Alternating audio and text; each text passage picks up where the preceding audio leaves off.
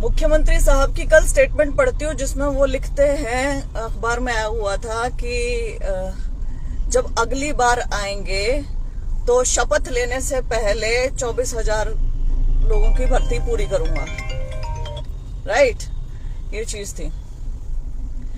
अब उनसे कोई पूछने वाला हो कि पिछले 10 साल तुम कहां थे, पिछले 10 साल तुमने क्या किया, क्यों तुम्हें अगली बार भी चाहिए लोगों का पागल बनाने के लिए, युवाओं को बेवकूफ बनाने के लिए, युवाओं को फिर इंतजार के उस चक्र में डालने के लिए, फिर वही पूरा जैसे सीईटी का बच्चे 5 साल से इंतजार कर रहे हैं ना, अंदर जिन्होंने सीईटी दिया हुआ वो भी, और जो सीईटी नहीं दे पाए वो भी, वो बाहर बैठे हैं, वो भी बेचारे कुछ नहीं कर पाए। जो सीपीएलओ एलसीएलओ जस्टिस लिख रहे हैं परमजीत पवार भाई, मैं इसके बारे में बोल चुकी हूँ ऑलरेडी एक बार, तो मैं कुछ और बात करने वाली हूँ और आप इस चीज को ध्यान से सुनो और समझो।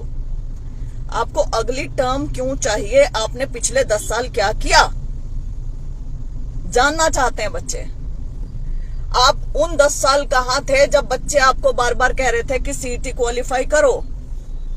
आप तब कहां थे जब बच्चे आपको कह रहे थे कि भर्ती निकालो, कि ये पेपर लीक हो गया इसे रद्द कर दो, कि इसमें क्वेश्चन रिपीट हो गए इसको दोबारा ले लो, कि सोशियो इकोनॉमिक में अमेंडमेंट कर दो, कि ये भर्ती आप गलत तरीके से करवा रहे हो इसको रहने दो, दोबारा सही तरीके से करवाओ, कि अब भर्ती पूरी हो चुकी है ज्वाइनिंग दे दो। कितने सारे सवाल थे, किस चीज का आपने जवाब दिया? आपने सारा ठीकरा फोड़ने की कोशिश करी, भर्ती रोको गैंग भर्ती नहीं होने देता है। कैसे कमजोर मुख्यमंत्री हो आप, कितने कमजोर मुख्यमंत्री हो आप कि आपको कोई और इंसान बाहर से रोक देता है कि भर्ती नहीं करनी है और आप नहीं करते हो। बहाने बनाने ना कोई भी बना सकता है, लेकिन यदि प्रदेश का सबसे मजबूत आदमी, पावरफुल मैन अगर ये चीज बोलता है तो सोचो वो कितना अंदर से कमजोर आदमी है। यहां से कमजोर है, यहां से कमजोर है, हर जगह से कमजोर है। पॉलिसी आप ठीक नहीं बनाते हो, चीजें आप ठीक नहीं करते हो, फिर आप कहते हो कि कांग्रेस ने क्या किया। मैं पूछना चाहती हूँ पिछले 10 साल में भाजपा ने क्या किया। जो बच्चे यहाँ पूछते हैं और बार बार पूछते हैं, बार बार लिखते हैं, कई बार मैं देख लेती हूँ, जवाब नहीं दे पाती हूँ। आज मेरे पास थोड़ा सा समय है तो मैं जवाब जरूर दूंगी। कांग्रेस क्या करेगी, थोड़ा लॉजिकली इसके ऊपर बात करेंगे। हमारा देश आजाद होता है, देश आजाद होने के बाद फिर 1966 में 1 नवंबर को बन जाता है हरियाणा। ठीक है, शुरू में भर्तियां कैसे होती थी, चीजें क्या थी और अब चीजें क्या है? क्या ऐसा होता है कि एक समय में हम आगे बढ़ रहे हैं और कहीं हम रुक गए और फिर पीछे चलने लग गए? ऐसा हो सकता है, भाजपा में तो जरूर हुआ है, और कहीं हुआ है क्या? जब एग्जामिनेशन लेने की प्रोसेस एक चल रही है, जो कि कांग्रेस के समय से भी शुरू हो चुकी थी और वो चल रही है, उसमें अमेंडमेंट हो रहे हैं, आगे बढ़ते जा रहे हैं, डेवलपमेंट हो रही है, विकास हो रहा है, उसमें ऐसा हो सकता है कि वो पीछे चला जाए, कि कांग्रेस एग्जाम ही ना ले, जो ये लोग यहाँ पे लिखते हैं। कितनी बेवकूफाना बात है ये, और इसके ऊपर यकीन कोई कैसे कर सकता है? कर सकता है क्या इसके ऊपर कोई यकीन? आगे एग्जामिनेशन भी होंगे, बड़ी फेयर प्रोसेस रहेगी, क्योंकि श्वेता ढुल आके बैठी हुई है यहाँ पर। कुछ तो वैल्यू सिस्टम होगा मेरा भी। भाजपा में क्यों नहीं गई? क्योंकि नफरत की राजनीति करते हैं, बांटते हैं लोगों को, तोड़ते हैं लोगों को, नफरत का जहर घोल दिया है सोसाइटी के अंदर। क्या आपको नहीं पता? आप ये पूछते हो कांग्रेस ने क्या किया, मैं ये पूछना चाहती हूँ भाजपा ने पिछले 10 साल क्या किया? कोई बता सकता है पिछले 10 साल इन्होंने क्या किया है? रोजगार के क्षेत्र में ही बता दो कि ये इन्होंने एक कारनामा कर दिया।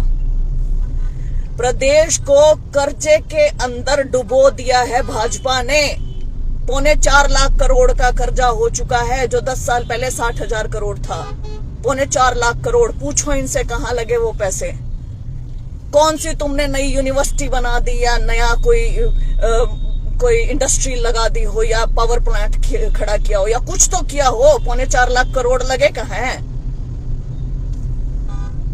कौन से बच्चों को तुमने नौकरियां दे दी है? सीईटी में तो तुमने 5 साल से पागल बना रखे हैं बच्चे। आप ये देखो, भर्ती निकलवाने से लेकर भर्ती पूरी करने तक बच्चे सड़कों पे हैं, धरने, प्रदर्शन, आज अर्धनग्नों के प्रदर्शन, आज ऐसे प्रदर्शन, नौतपे में प्रदर्शन, पैदल चले जा रहे हैं, पागल हो रहे हैं। क्यों भाई? एक नॉर्मल प्रोसेस है, एक भर्ती निकल गई, टाइम बाउंड मैनर में पूरी होनी चाहिए कि यहाँ ये इसका विज्ञापन जारी हुआ, यहाँ इसका पेपर हो गया, यहाँ इसका रिजल्ट आ जाना चाहिए। लेकिन जानबूझ के पॉलिसी ऐसी बना देते हैं कि वो पॉलिसी चैलेंज हो जाए पहली स्टेज पे जाके, जिसके लिए बार बार बच्चे बोलते भी रहते हैं कि जी ये आपने गलत किया है, इसको ठीक कर दो, लेकिन नहीं करते हैं। विकल्प क्या है? हाँ, एक और चीज विकल्प से पहले बोलना चाहूंगी कि ये ऐसी घमंडी सरकार है, ऐसी अहंकारी सरकार है जो बोलती है बिना पर्ची बिना खर्ची। इनको सिर्फ एक नारे देने आते हैं, उन नारों के ऊपर पैसे खर्च करने आते हैं, सिर्फ ये किया इन्होंने, तो वो कर दिया। 2014 में तुम आए और जो तुम्हारे अधिकारी और कर्मचारी जिनके बल पे तुम चले हो, भाजपा सरकार, तुम ऐसी सरकार हो कि तुम अपने सरकारी कर्मचारी और अधिकारियों पर ही विश्वास नहीं करते हो। तुमने तो एक ही शब्द से, एक ही लाइन से सबको भ्रष्टाचारी बोल दिया। कमाल की बात है, जब तुम्हें पता है सारे भ्रष्टाचारी, तो सबको निकाल के दोबारा क्यों नहीं शुरू किया? बोलने के रह रहे हो, प्रूफ तो किया करो। प्रूफ कौन करेगा? बोलना विदाउट फैक्ट इज नथिंग। बोलना बिना तथ्य के कुछ नहीं होता है, तथ्य के साथ चीजें होती हैं। ठीक,